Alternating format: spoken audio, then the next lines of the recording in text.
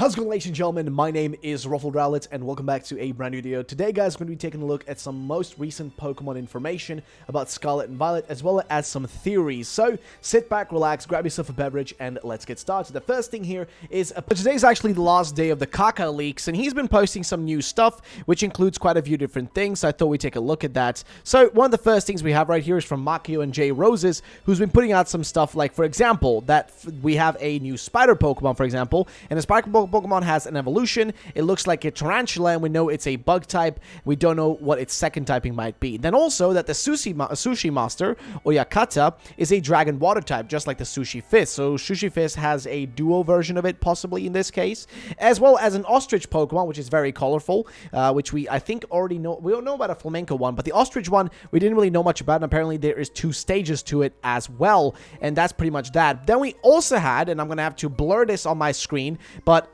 was posted by Makio and J Roses. Basically, we have now images, which again, like I said, go check out Makio and J Roses on Twitter if you want to see what these look like. But I'm going to be honest with you, these images, even if I blurred them here on the screen, there still wasn't really much to see on these images anyways. It's just little body part pieces of specifically Pokemon. One of these being the pink hammer Pokemon, one of them being the tumbleweed Pokemon, and one of them being the crab Pokemon possibly as well as some other possible things in there that we do not know just yet. So that was the first thing that I saw today. This is actually the last leaks from Kaka, the last things he'll be posting, including also this information from Eclipse, which I don't know if it's confirmed, but he says that the regional Tauros, which are 3 regional Tauros, one is going to be a regular fighting type, one is fighting fire, and one is fighting ice or fighting water, but it's not confirmed yet on that last one if it's ice or water as a secondary typing, but all of them would be fighting typing with a different secondary each time, with that being either, pure fighting or fighting fire or fighting ice or water in that case. So,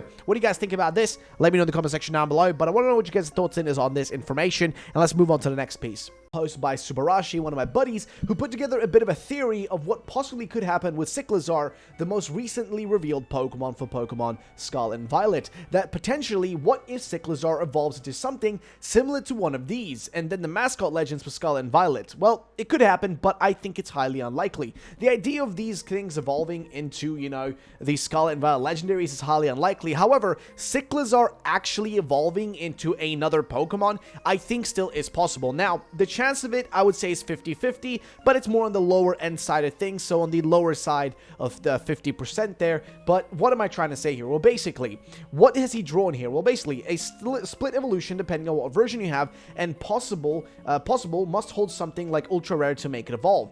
Now, this idea to him comes from specifically this spectrum post. Now, what is a spectrum post? Well, basically, we speculated that the way that the colors were decided for Pokemon such as Koraidon, Miraidon was based on the spectrum of colors, right? So that's going from the infrared all the way to the ultraviolet colors in this case, right? So that's kind of the way that we looked at it, which on one end you have Miraidon, and on the other hand, you have Koraidon, right? So both of them have either the red or the bluish purplish color towards the end of the spectrum. But right down the middle, we already speculated and said that that's most likely going to be, we thought, a third legendary that was going to be, initially we thought it was going to be a third legendary that was going to be green. However, we over time realized that, oh, we have all these paradox Pokemon, which we don't fully understand, and we don't really get what paradoxes really are, and these are the Pokemon from the past and the future, and that there are present-day versions of these paradox Pokemon that are basically just more regular rather than the ones from the other side. So, for example,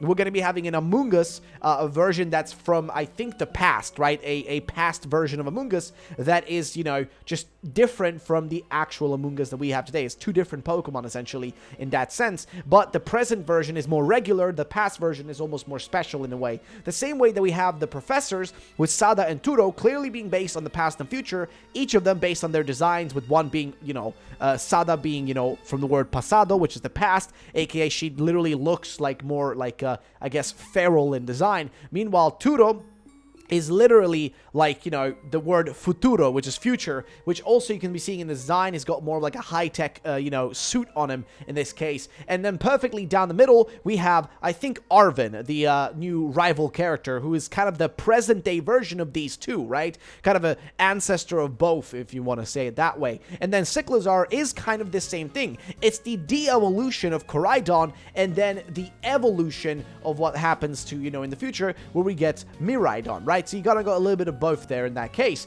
But what if Cyclizar in the middle could actually evolve into one of these other things that match up with the color spectrum colors? So for example, if you are playing Pokemon, let's say Scarlet, you could possibly get a yellow version because that's where it would land in the color spectrum. Or if you're playing Pokemon Violet version, it would have like a more bluish, light bluish color that would match with the color spectrum in this case. Now, what do you guys think about this theory? I personally think it's really cool. I like the idea of this, that there could be like multiple different versions and that they kind of evolved and changed over time. I think honestly that is a really cool concept, and that's why I wanted to bring up this theory in this video today, because I just thought it was a really cool one. But that's not all. We actually have some interesting stuff to talk about beyond that, so let's get into the next thing. So the next subject is this post by Soul Silver, who says, "So I'm a little late to the party, or am I? Ku's tweet has me intrigued. Very similar to my thread from a few weeks back. Maybe Ku is just talking more about their designs are being based on how they came to be. Either way, would be really cool to have an urban legend based Pokemon." Now, what is he talking about? Well, basically, Riddler Ku, who's a legitimate leaker, came out and said urban legends. He specifically tweeted that, and this was kind of his, I guess, way of hinting. And then we also had Kaka, another leaker, saying, you know, the butterfly human is a legend. So, and then he shows a picture of the Mothman and Volcarona, kind of saying that, you know, they're a little bit, I guess, somewhat connected. And somebody says, isn't it called the Mothman? He says, I researched, and yeah, you're right, it's called the Mothman. So basically, a Mothman Volcarona. So they basically don't have to be based. Like, when we think of these Paradox Pokemon, what this is trying to, I guess, telling me as someone who's looking at it from the distance is, it doesn't mean that these things are always based on, especially the past versions, it doesn't mean that they're going to be based on literally ancient versions of animals. They will have inspirations that could be from, like, literally, like, you know, lore, urban legends, mythological creatures, myths, you know, like, again, urban legends, right? The Mothman, Bigfoot, Dracula, Frankenstein, the Invisible Man, Dr. You know, Hyde and whatever, the werewolf, mummy, you know, etc. You know what I mean? Like the Loch Ness Monster. You get the point. Basically, the idea is that these Paradox Pokemon don't inherently have to be based on something else. They can instead be based on literal urban legends that we have in our real day-to-day existence, right? It can just be based on something along those lines instead, which I think is a highly possible situation. It always could be the case. So, hey, it is what it is, though. But what do you guys think? I would love to know, know and hear your thoughts about it, and just see what you guys think about all of it, you know, just in general. So let me know about that in comment section down below. And, interestingly, we only have like a few days left. We've got 87 days to go until Pokemon Scarlet and Violet comes out, so it is quite interesting to see all the things that we already know about these games already. But a thing that I think is interesting to talk about is actually something that was tweeted out by Taco, so let's get into that. So Taco is a pixel artist over on Twitter and also a game dev who put out this tweet saying, Game Freak just had an entire development presentation, and this is actually coming to us from the CEDEC, which is basically a game developer conference, where they said the following: Game Freak just had an entire development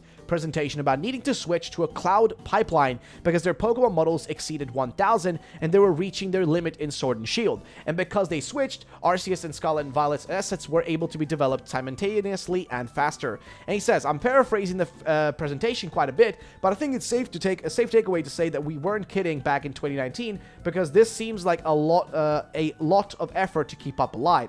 Also, this would explain why a much larger middle game like Arceus was possible. There's going to be another dev talk from Game Freak in a few days going over how they accomplished making two games, Arceus and Scarlet and Violet, that had two different directions simultaneously, which already implies Scarlet and Violet was never intended to be like Arceus to begin with, and vice versa, which may actually explain why there are some design differences between the two games, which I think are unnecessary. As an example is the catching mechanic. The way we did it in Scarlet and Violet seemed pretty straightforward and fun and kind of better, in my opinion, the way that you could just throw a Pokeball, catch a Pokemon. It seems like here we have to go into a battle to catch a Pokemon. We can't just casually throw a Pokeball and hope we get it as well. You are kind of forced into it, which doesn't feel as fun, I will argue. But he says the following: It looks like they privated presentation. Fortunately, everything I said could be found in the website's summaries. I kept it as general as possible because the presentation said no screenshots or posts about details, so I was being careful. You're allowed to post a second, though. So there is pretty much that in regards to that. Then we also had a post here by Lutu, who goes into some similar stuff, saying, as projects scale in terms of commits increase, Game Freak found it increasingly more important to move to a cloud-based pipeline, listing a few benefits. Pretty sure the bar chart on the right represents the amount of commits and assets between Let's Go Pikachu and Eevee, Sword and Shield, and then Legends, which we can see on an image here. Now, Game Freak, as of this moment, has about 169 consistent employees at the company, not counting freelance work, intentionally not translating the majority of this because my Japanese is still very large. Either way, so, sorry, as of this moment, as of March 2022, currently Game Freak actually has 178 employees as of May 2022. So, basically, they have kind of, the way this is, like, being portrayed to me, and there is actually an argument being made here by, I think, specifically Joe Merrick, saying that the talk from Game Freak that he mentioned last month actually happened last night, and he will do a check through to this, but his main takeaway is that no, they didn't lie about this idea of like them specifically, that the whole reason that they did the the whole reason that they removed a certain amount of Pokemon and did include all the Pokemon is because of limitations to the amount of stuff they can fit into a singular game, right? Like over 1,000 models was just kind of reaching its limit in Sword and Shield, and that they wouldn't actually be able to put in more. So what does this mean? Well, basically that all along, the argument that they wouldn't be able to fit all the Pokemon in, it would imply that that argument was false, right? That that argument was correct. They weren't able to fit in all the Pokemon. It literally wasn't physically possible for them to do that anymore, which I could see that being highly possible. I mean, if you think about it, the models they've been using and everything, just the amount of them that you have, not counting the fact that you have to use different textures with certain Pokemon, and of course, just the way that they do a lot of stuff is just a little contrived, if you want to put it that way. But basically, if you think about all the Pokemon, all the different forms, all the different, like, just versions of them that exist, it is a lot of files to stack into one, singular cartridge or one singular game, which is fair enough. I can't argue if they say it here